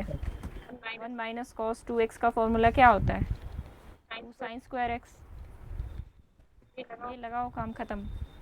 तो यहाँ पे क्या है? ऊपर वाला का जो है 2 साइन स्क्वायर थीटा बाई 2 आएगा, मतलब 2 साइन स्क्वायर 1/2n/2 होगा। इसको आप कैसे लिख सकते हो? 1 माइनस कॉस 2x फॉर्म का लिखना है तो ऐसे लिख सकती हूँ मैं। 2 ऊपर मल्टीप्लाई किया, 2 नीचे डिवाइड किया, ताकि ये दिखने में थोड़ा आसान हो जाए। अब इस पे लगाओ formula 2 sine square x. 2 sine square x क्या है? 1/2n+1। बस ये काम था। और ऊपर यहाँ पे क्या इसके साथ मल्टीप्लाइड था? नीचे क्या डिवाइड था? 2⁻²n, या इसको मैं ऐसे भी लिख सकती थी 1/2n। ठीक है, अब इसको सॉल्व करो। साइन स्क्वायर जो भी इसके साथ है 2⁻n+1 साथ में है, तो उसके नीचे भी 1/2n+1 होना चाहिए और उसका स्क्वायर होना चाहिए। ये वाली फॉर्मूला लगाना चाहती हूँ मैं। Limit x approaches to 0 sine x by x, इसकी लिमिट की वैल्यू आती है 1। ये सब लिमिट्स आपको याद होनी चाहिए। अगर चाहते हो तो मैं बता दूंगी आज क्लास में बाकी की सारी जो इससे रिलेटेड है। और अगर इस टाइप का दे रखा है साइन स्क्वायर x बाय, तो इसके नीचे x स्क्वायर होना चाहिए। ये सब बातें आपको पता होनी चाहिए। तो अगर ऊपर साइन स्क्वायर x है तो नीचे क्या होना चाहिए, इस वाली चीज़ का स्क्वायर, यानी 1/2 raise to power 2n+2 type का होना चाहिए। ठीक है, तो नीचे 1/2 सर रेज टू दूसरा पावर क्वेश्चन का आंसर 0 होगा, मतलब 0 में कन्वर्ज करेगा। हाँ, सेकंड वाला 0 में हो जाएगा। नहीं, आई थिंक 0 तो नहीं है, देखते हैं उसको। अब इस पे limit and approaches to infinity लगाओ। देखो मैनेज कर लो इसको थोड़ा सा, ये 2 एक्स्ट्रा आ रहा है इधर, तो इस 1/2 स्क्वायर से मल्टीप्लाई और डिवाइड किया है हमने। एक्चुअली क्या किया है, यहाँ पे +2 करने के लिए 1/2 स्क्वायर से मल्टीप्लाई और 1/2 स्क्वायर से डिवाइड, तो 1/2 स्क्वायर से मल्टीप्लाई आपको करना पड़ेगा, 2 साथ में मल्टीप्लाइड था। अब ये कंप्लीट एक बन गया है आपका। तो as n tends to infinity 1/2 raise to power n+1 कहाँ को अप्रोच करेगा, 0 पे अप्रोच करेगा, क्योंकि इस टाइप का सीक्वेंस बन जाएगा, limit n approaches to infinity 1/2 raise to power n, और ये 0 को जाता है क्योंकि नीचे वाली चीज़ इन्फिनिटी को भागती है बहुत जल्दी, 2 रेज टू पावर इंक्रीज होगी जैसे जैसे बहुत लार्ज में चली जाएगी, तो नीचे वाली चीज़ इन्फिनिटी पे जाएगी, तो 1/2 raise to power n whole 0 पे चला जाएगा। तो ये जो ब्रैकेट में मैंने लिखा है, इसकी कंप्लीट लिमिट क्या बन जाएगी, बाय यूजिंग दीज फार्मूलाज, इसकी कंप्लीट लिमिट बन जाएगी 1, और साथ में मल्टीप्लाइड है 2 और 1/2 स्क्वायर। बस इसको सॉल्व कर लिया तो 2/2 स्क्वायर आ गया हमारा 1/2। ठीक है, दूसरा तरीका आप यूज़ करते तो ऊपर नीचे डेरिवेटिव कर सकते थे, डेरिवेटिव करना था और कुछ नहीं, जैसे ये तरीका था हमारा, ये वाला। ठीक है, इसमें आप ऊपर नीचे डेरिवेटिव कर लेते हैं। डेरिवेटिव करना आता है आपको, a raise to power x का, a raise to power x का डेरिवेटिव क्या होता है, a raise to power x into log a। ये सब बहुत बेसिक चीज़ें हैं, आपको आनी चाहिए। तो थर्ड ऑप्शन करेक्ट हो जाएगा, सिंगल करेक्ट था, इसमें एक ही ऑप्शन करेक्ट हो सकता है, इसके अलावा कोई और करेक्ट नहीं हो सकता, तो बाकी सारे गलत हैं और थर्ड सही है। अब बात आती है सेकंड क्वेश्चन की। सेकंड क्वेश्चन में एक ऐसी थ्योरम भी आप लगा सकते हैं, स्टोल्स थ्योरम, जो अभी हमने की नहीं है, आगे हम करेंगे। लेकिन अगर आपको थ्योरम याद नहीं है एग्ज़ाम में या पता नहीं है, तो आप कैसे करेंगे इस क्वेश्चन को, वो ऐसे क्वेश्चंस को करने के लिए जहाँ पे आपको ज़्यादा रिजल्ट्स नहीं पता हैं, तब आपके काम क्या आते हैं, काउंटर एग्जांपल्स काम आते हैं, जैसे कि मैंने पहले बताया था। इस क्वेश्चन पे कोई ज़रूरत नहीं है स्टोल्स थ्योरम लगाने की, इस क्वेश्चन को बहुत आसानी से एग्जांपल्स ले लेके किया जा सकता है। बताओ आप लोग, निर्मल और मैंने, आपने क्या किया है जो आपका आंसर ये आ रहा है। हमें क्या दे रखा है, गिवन ये है xn+1 माइनस xn, और ये किसी c पे जा रहा है शायद। मैं बोलूँ, इसके मतलब for all epsilon greater than 0 there exist a natural number k such that, ma'am लिखिए, for all epsilon greater than 0, हाँ, there exist k belongs to n k belongs to natural such that mod of x plus x n plus 1 minus xn minus c less than epsilon for all n greater than k। Ma'am नीचे equal to दीजिए, और ma'am ये हम ये लिख सकते हैं कि xn+1 modulus xn+1 minus c/2 modulus क्या किया xn+1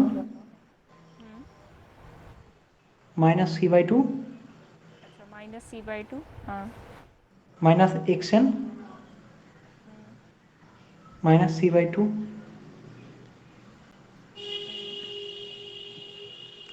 तो मैम ये इस सीक्वेंस का, तो मैम लेस लेस अगला लाइन में लेस देन और इक्वल टू, मैम मॉड को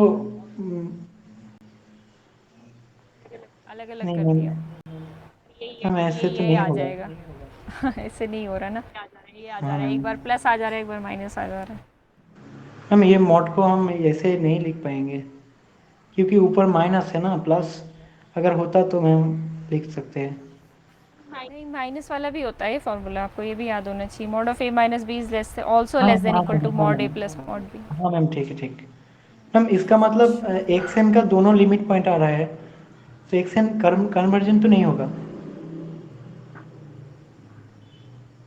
यहाँ से आप इसको एप्सिलन बाय 2, पहली वाली टर्म को एप्सिलन बाय 2 बोल दें, दूसरी वाली को हाँ एप्सिलन हाँ, बाय 2 बोल दें। ऐसे एक्स एन को दो एक्सेल लिमिट नीड में। नॉट बी कन्वर्जेंट, यही तो पॉइंट है यहाँ पे। आप हाँ एक बहुत ही हाँ अच्छा डाइवर्जेंट सीक्वेंस ले सकते थे। अब जब मैं कह रही हूँ बहुत ही अच्छा डाइवर्जेंट सीक्वेंस, तो आपको सबसे आसान डाइवर्जेंट सीक्वेंस कौन सा पता है? सबसे आसान एन। एन पता है, ये बिल्कुल यही आपको लेना था। देखते अगर आप एन लेते तो क्या होता है यहाँ पे। मैं यहाँ क्या एक्स एन को एन लेती तो यहाँ पे आता है n plus one minus n, ठीक है। ये क्या आ जाता है, एन माइनस एन कट के। अब वन कांस्टेंट आ जाता, उस पर लिमिट कोई ज़रूरत नहीं होती लगाने की, इंडिपेंडेंट ऑफ एन आ जाता। तो ये आंसर आपका क्या बन जाता, वन। तो यहाँ से सी की वैल्यू क्या आ गई, वन आ गई, ठीक है। गिवन हमारे जो हमने एग्जाम्पल लिया, हमने एग्जाम्पल क्या लिया, हमने एग्जाम्पल कंसिडर किया है x n is equal to n. अब आप निकालो limit n approaches to infinity x n by n, जो आपको बोला गया है क्वेश्चन में, इसी की वैल्यू आपसे पूछी गई है। इसकी वैल्यू क्या आएगी, एन बाय एन, और limit n approaches to infinity n by n यानी वन। तो इसका आंसर आ गया वन, ठीक है। तो आपने लेकिन जो मैम ये बोला तो था जीरो, कन्वर्जन होता है। क्या बोलो बोलो फिर से बोलो।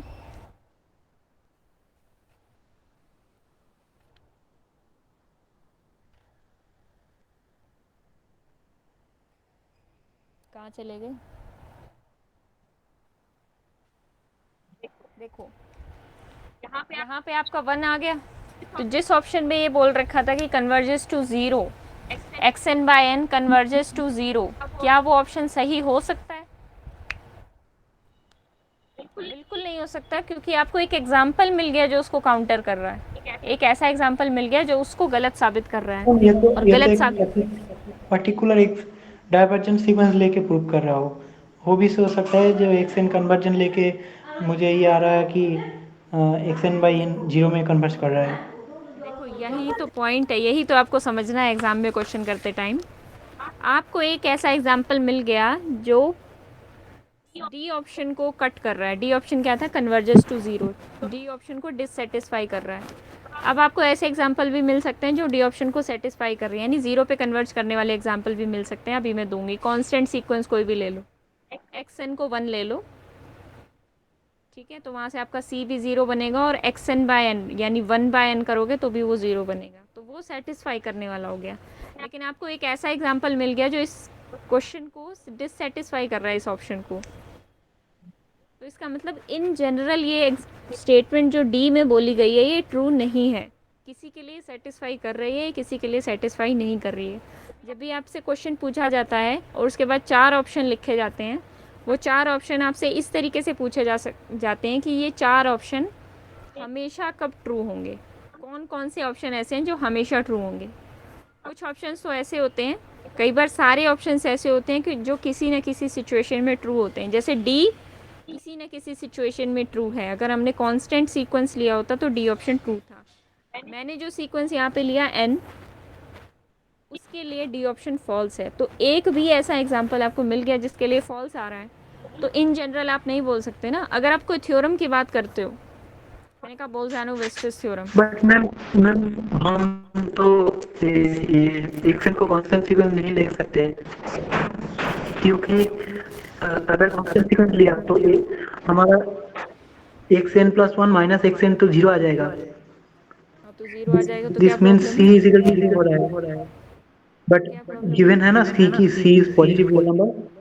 अच्छा, where C is positive real number, हाँ ठीक है। कांस्टेंट नहीं ले तो मैम सकते, सी ठीक है आपने, को हाँ मैम ठीक है ठीक है ठीक है।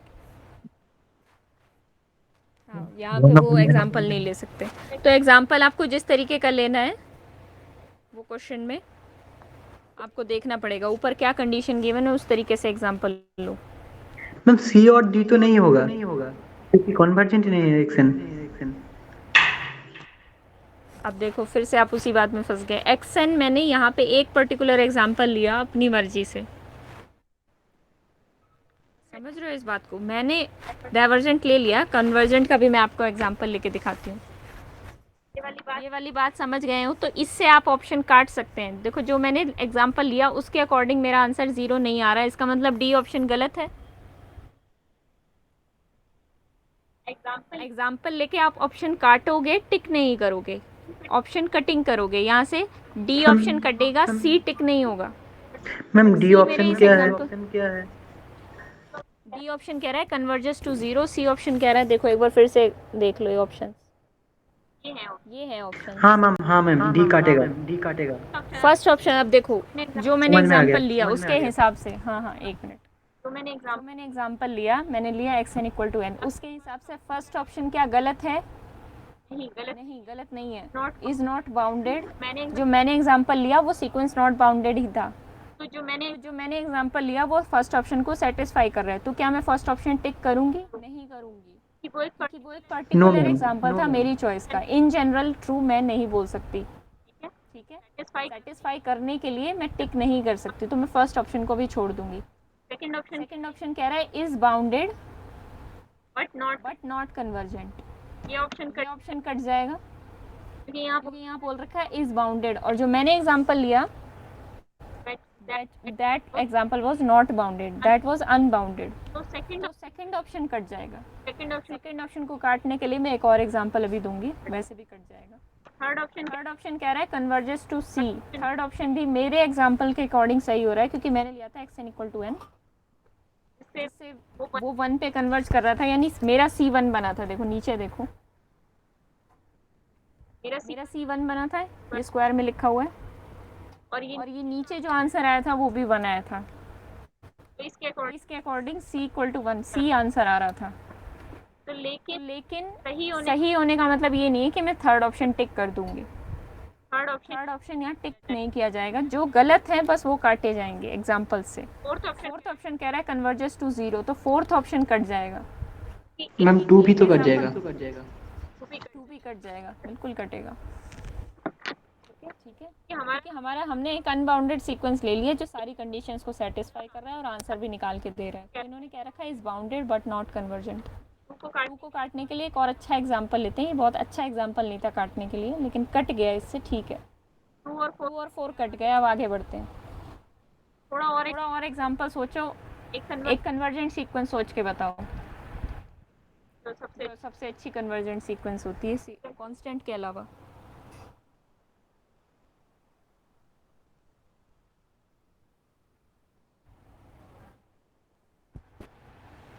ये नहीं होती, दिन रात हम यही सीक्वेंस लेते रहते हैं, ठीक है? 1/n, हाँ 1/n, एक्स एन प्लस 1 क्या बन जाएगा? 1/n प्लस 1 माइनस 1/n, ठीक है? एक्स एन को ले लिया हमने 1/n, तो ये क्या बन जाएगा? लिमिट लगेगी दोनों पे, पहले पे लगेगी 0, दूसरे पे लगेगी 0 माइनस 0, तो आंसर आ गया आपका 0। यानी जो आपका C बन रहा है इस केस में हो सकता। अच्छा, हाँ ठीक है। कोई और एग्जांपल बताओ, 1 प्लस 1/n ले लेते हैं, मैम 1 प्लस 1/n ले लो। लेकिन उससे भी C 0 बनेगा I think, 1 plus 1/n plus 1, और थोड़ा और अच्छा एग्जांपल सोचो, इससे भी C 0 बन रहा है। अगर हम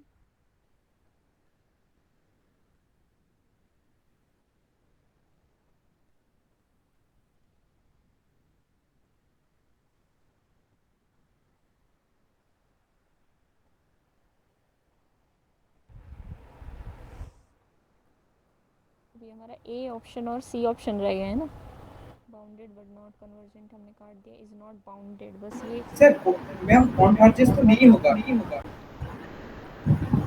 क्योंकि अगर x इन कॉन्वर्जेस टू c होता है तो x n प्लस 1 वो भी तो कॉन्वर्जेस टू c होगा, तो c माइनस इक्वल टू 0 हो जाएगा। कोई भी कॉन्वर्जेंस सीक्वेंस हम नहीं पाएंगे, इसके लिए लिमिट इन उन्होंने ये नहीं कह रखा कि एक्स एन कन्वर्जेस टू सी है, उन्होंने ये कह रखा है कि ये कंप्लीट जो बनेगा इनके माइनस करके ये सी पे जा रहा है। हाँ मैम, मैं ये बता रहा हूँ, एक्स एन अगर कन्वर्जेंस होता है एक्स एन अगर कन्वर्जेस टू एनी नंबर होता है तो एन प्लस वन तो वही भी कन्वर्ज करेगा ना। हाँ वो बात ठीक है आपकी, लेकिन अगर इन्होंने वो पूछा होता हुआ है है क्वेश्चन में, आप ये देखो इन्होंने ये पूछा हुआ है कि ये सी में जा रहा है या नहीं, एक्स एन बाय एन ये पूछा हुआ है, एक्स एन के लिए नहीं पूछा हुआ, एक्स एन बाय एन पूछा हुआ है उन्होंने। एक्स एन कहाँ जा रहा है कहाँ नहीं जा रहा है उससे तो इसका कोई रिलेशन नहीं है ना। कोई सीक्वेंस सोच के बताओ जो बाउंडेड हो। मैम एक्स एन बाउंडेड भी तो नहीं होगा। अगर मैम एक्स एन बाउंडेड होता तो एक्स एन बाउंडेड है और x n into one by n converges to zero, उसके लिए तो एक्स एन बाई एन वो भी तो कन्वर्जेस टू जीरो होता। मगर मैंने देख लिया कि ये जीरो में कन्वर्ज नहीं करेगा, तो एक्स एन बाउंडेड नहीं होगा। मैम -1 की पावर n। अच्छा एक मिनट निर्मल, मैं सोचती हूँ उस बारे में। -1 की पावर n ले लिया तो -1 की पावर n एक टर्म माइनस आएगी और माइनस माइनस प्लस 1 आएगी। तो यहाँ से c पॉजिटिव नहीं आ रहा, लेकिन पॉजिटिव बन भी जाएगा अगर हमारी n+1 टर्म 1 आए और n टर्म -1 आए, तो 1 माइनस -1 क्या आ जाएगा, c इस केस में 2 आ जाएगा।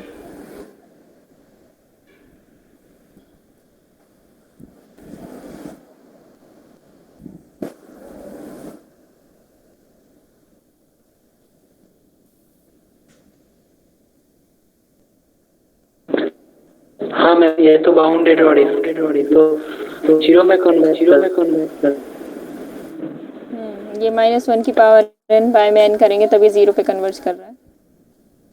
तो यहाँ से गड़बड़ हो रही है ना, ये सीक्वेंस सेटिस्फाई नहीं कर रहा ना गिवन कंडीशन को, क्योंकि अगर 1 -1 की n लोगे तब तो c 2 आ जाएगा, लेकिन अगर -1 -1 मैम ये तो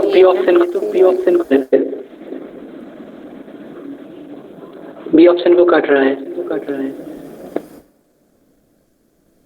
is bounded but not convergent. b को कैसे काट रहा है, ये तो बाउंडेड है, कन्वर्जेंट नहीं है। बट ये तो मैम एक सीक्वेंस पाया जो बाउंडेड भी है और कन्वर्जेंट है। -1 कन्वर्जेंट कहाँ है? अच्छा एक्स एन बाय एन, ठीक है ma'am x n by n होगा।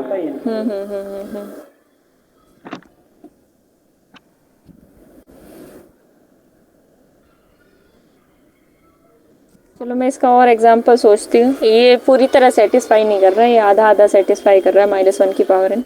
फर्स्ट ऑप्शन हमारा काटना रह गया, उसको देखते हैं कुछ। इज नॉट बाउंडेड, सोचते हैं। मैम ये हम घर में एक बार सोचेंगे। सोचना इसको, मैं भी सोचती हूँ, ठीक है। नहीं तो इस पर बहुत ज़्यादा टाइम वेस्ट हो जाएगा। 10-15 मिनट और करते हैं इसको और फिर करते हैं अपना टेस्ट डिस्कस। अच्छा, हमने बोल्जानो-वेस्टर्स थ्योरम किसके लिए पढ़ी थी अभी? सेट्स के लिए पढ़ी थी। सेम थ्योरम यहाँ पे सीक्वेंसेस के लिए, और उसको कैसे ऑब्जर्व करते हैं देखो। बोल्जानो-वेस्टर्स वही पूरा नाम है, थ्योरम फॉर सीक्वेंस। ब्रैकेट में आप जब लिखोगे ये थ्योरम तो for sequence and for sets, ये बात ज़रूर लिख लेना। थ्योरम क्या कहती है?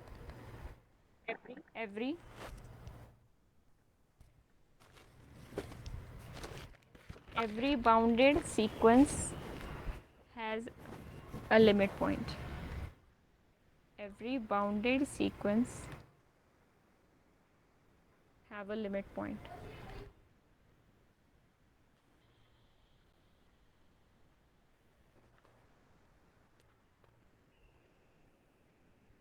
ठीक है। अब ये कैसे होगा कि कोई भी बाउंडेड सीक्वेंस है और उसके पास कोई ना कोई लिमिट पॉइंट ज़रूर होगा। तो हमने क्या देखा था कि रेंज सेट होता है सीक्वेंस का। अब रेंज सेट उसका फाइनाइट भी हो सकता है और इनफाइनाइट भी हो सकता है। रेंज सेट फाइनाइट होने का क्या मतलब होगा, मान लो कुछ ऐसा बन रहा है रेंज सेट ABC, ठीक है। तो रेंज सेट में फाइनाइट टर्म्स आने का क्या मतलब है, ABC में से कम एक ऐसी टर्म होगी जो इनफाइनाइटली टाइम्स रिपीट हो रही होगी सीक्वेंस में। अभी तो ऐसा हुआ कि रेंज सेट फाइनाइट आया, एक ऐसी टर्म होगी जो रिपीट हुए जा रही होगी। अगर सारी डिस्टिंक्ट हो जाती तो रेंज सेट तो इनफाइनाइट बन जाता। फाइनाइट रेंज सेट का मतलब है कोई ना कोई A B या C या तीनों या दोनों, कोई ना कोई ऐसा नंबर ज़रूर होगा इन तीनों में से जो इनफाइनाइटली टाइम्स रिपीट हो रहा हो, ठीक है। या तो A हो रहा होगा, या ABC, या तीनों हो रहे होंगे। नहीं, तीनों हो रहे होंगे, ठीक है, क्योंकि तीनों लिमिट पॉइंट्स रेंज सेट, ठीक है, हाँ, वो जो मैंने पहले बताया वही ठीक है कि कोई ना कोई एक नंबर ऐसा होगा जो इनफाइनाइट टाइम्स रिपीट हो रहा होगा, ठीक है। ज़रूरी नहीं है B और C हो सकता है सिर्फ एक बार आ रहे हो। फॉर एग्जांपल मैं सीक्वेंस ले लूँ B C और उसके बाद सारी टर्म्स A इस तरीके से ले लूँ, तो A एक ऐसा नंबर मिल गया, कम से कम A तो कोई ना कोई एक नंबर तो ऐसा होगा। इस केस में मैंने ले लिया A ऐसा नंबर है जो इनफाइनाइट टाइम्स रिपीट हो रहा है। अब मुझे पता है जो नंबर इनफाइनाइट टाइम्स रिपीट होता है वो क्या होता है, सीक्वेंस का लिमिट पॉइंट। तो इस सीक्वेंस के पास कम से कम एक लिमिट पॉइंट है। इस केस में आपके पास बन गया है एटलीस्ट वन लिमिट पॉइंट। अब बात आती है दूसरे केस की, जब आपका रेंज सेट जो होगा, रेंज सेट आप बनाएंगे वो क्या आएगा, इनफाइनाइट। अच्छा, इनफाइनाइट रेंज सेट होगा तो बाउंडेड सीक्वेंस है, तो रेंज सेट भी तो बाउंडेड होगा, ठीक है। इस केस में क्या आपका रेंज सेट जो बनेगा वो बाउंडेड होगा। रेंज सेट बाउंडेड है और रेंज सेट इनफाइनाइट है। यहाँ से आप क्या लगा सकते हो, कोई थ्योरम अप्लाई कर सकते हो? Yes ma'am. कौन सी? मैं बोल जाना हूँ वेस्टर्स थ्योरम फॉर सेट, ये हम वाली Yes, अप्लाई कर ma'am. सकते हैं। तो सेट्स वाली थ्योरम लगाते ही हमें क्या पता चला, ये जो रेंज सेट बनेगा, this set has at least one limit point, ठीक है। और हम जानते हैं अगर कोई पॉइंट सेट का लिमिट पॉइंट बन गया, यानी अगर कोई पॉइंट रेंज सेट का लिमिट पॉइंट बनता है तो वो सीक्वेंस का भी लिमिट पॉइंट बनता है। यानी एक बात हम जानते हैं, limit point of range set implies limit point of sequence. ये मेन बात है। पर कन्वर्स ट्रू नहीं है। क्यों ट्रू नहीं है? किसी एग्जांपल से देखो। Converse need not be true, ये आप लिख लो। कन्वर्स ट्रू क्यों नहीं है उसके लिए काउंटर देखते हैं, क्योंकि हमें एक भी एग्जांपल ऐसा मिल गया जिसके लिए कन्वर्स सेटिस्फाई नहीं हो रहा, तो इन जनरल कन्वर्स ट्रू नहीं होगा। कन्वर्स यानी अगर कोई पॉइंट सीक्वेंस का लिमिट पॉइंट है, यानी अगर मैं सीक्वेंस ले लेती हूँ B C जैसा मैंने ऊपर लिया था और बाकी सारे पॉइंट्स A ले लिए, अब यहाँ पे A इसका लिमिट पॉइंट है। A क्या है? A is a limit point of this sequence. A is a limit point of AN. इसका रेंज सेट आपने बनाया, तो रेंज सेट क्या बना, A, B, C। इस सेट का लिमिट पॉइंट क्या है? इसके सेट के पास कोई लिमिट पॉइंट नहीं है क्योंकि ये फाइनाइट सेट है, तो रेंज सेट के लिमिट पॉइंट्स का सेट क्या हो गया, एम्प्टी आ गया, ठीक है। उधर क्या बन रहा था, A लिमिट पॉइंट बन रहा था सेट का, लेकिन A इधर लिमिट पॉइंट नहीं बना, इसके पास तो कोई लिमिट पॉइंट ही नहीं है, तो कन्वर्स ट्रू नहीं होता। ये बात बहुत इम्पोर्टेंट होती है। अच्छा, अब आगे चलते हैं।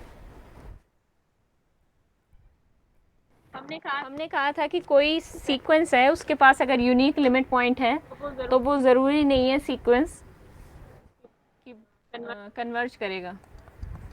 एग्जाम्पल बताओ।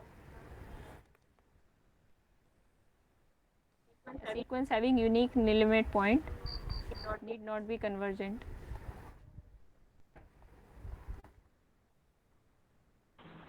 मैम 1,1/2, 3, 1/4। 5 और ऐसे 2 4 6 ये ऐसे लेते जाएं। यानी इस सीक्वेंस के पास क्या लिमिट पॉइंट बन रहा था 0, लेकिन ये सीक्वेंस क्या है, कन्वर्जेंट नहीं है, ये अनबाउंडेड सीक्वेंस है। ठीक है, क्योंकि 1 3 5 ऐसे पॉइंट्स हैं, इनफाइनाइट पॉइंट्स ऐसे हैं इस सीक्वेंस के पास जो इस 0 की नेबरहुड में नहीं आ रहे। हम चाहते थे कि 0 की नेबरहुड में क्या हो जाए, सारे पॉइंट्स आ जाए फाइनाइट को छोड़ के, लेकिन 0 इस पॉइंट 0 के अलावा मतलब इस नेबरहुड में इनफाइनाइट पॉइंट्स तो आ रहे हैं, लेकिन इससे बाहर भी इनफाइनाइट पॉइंट्स आ रहे हैं, और सीक्वेंस के साथ ऐसा नहीं होना चाहिए जब हम उसका लिमिट चेक कर रहे हैं। ठीक है, तो यहाँ कोई लिमिट एग्जिस्ट नहीं की सीक्वेंस की, तो 0 क्या बन गया, लिमिट पॉइंट बन गया, बट नॉट लिमिट। ये हमने देखा था। लेकिन फिर हम कब कहेंगे, हमारे पास कुछ ऐसी स्ट्रॉन्ग कंडीशन होनी चाहिए सच दैट अगर कोई सीक्वेंस है उसके पास लिमिट पॉइंट आ रहा है एक यूनिक, ऐसी क्या कंडीशन है कि वो कन्वर्जेंट हो जाएगी। कुछ एडिशनल कंडीशन हमारे पास होनी चाहिए, ये लिखो, बहुत इंपॉर्टेंट। हम उस लिमिट को सीक्वेंस का एक एलिमेंट होना चाहिए। नहीं, ऐसा ज़रूरी नहीं है, ये भी तो है सीक्वेंस, इसकी लिमिट इसका कहाँ मेंबर है, इसकी लिमिट इससे बाहर ही तो है 1/n की।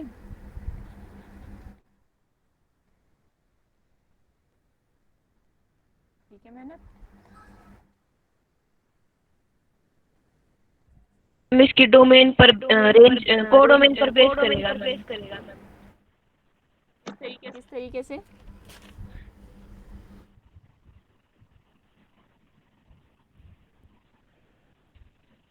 मुझे आप लोगों की आवाज़ नहीं आ रही क्या, कुछ नेटवर्क में प्रॉब्लम है मेरे। मैम अगर इसकी डोमेन में हम ले लें ओपन इंटरवल 0 और 1 तो ये कन्वर्ज नहीं करेगी। हाँ, तब तो कन्वर्ज ही नहीं करेगी। मैंने का सवाल कुछ जवाब कुछ और ही था मुझे लगता है। वो ये कह रहे थे कि लिमिट अगर लाई कर जाए सीक्वेंस के क्या कह रहे थे आप? मैंने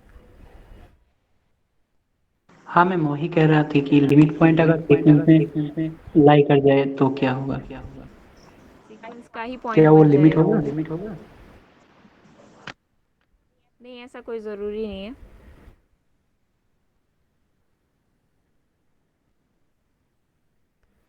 आप ये देख लो, ये सेट बना लो ना, 1 1/2 1/3 1/4, और इसके बीच बीच में आप कोई 1 2 3 इस तरीके के एलिमेंट्स ले लो, यानी सीक्वेंस इस टाइप का बना लो। हाँ मैम समझ में आ गया। हाँ, समझ गए ना? कोई नहीं समझा तो बता दे। वो कोई ऐसी ज़रूरी नहीं है। ज़रूरी क्या है, देखो, नेसेसरी एंड सफिशिएंट कंडीशन हम कर रहे हैं। Necessary and sufficient condition for a sequence to be convergent is that the sequence is bounded, that it is bounded, plus bounded हो जाए, प्लस इसका यूनिक लिमिट पॉइंट हो जाए, plus it has a unique limit point.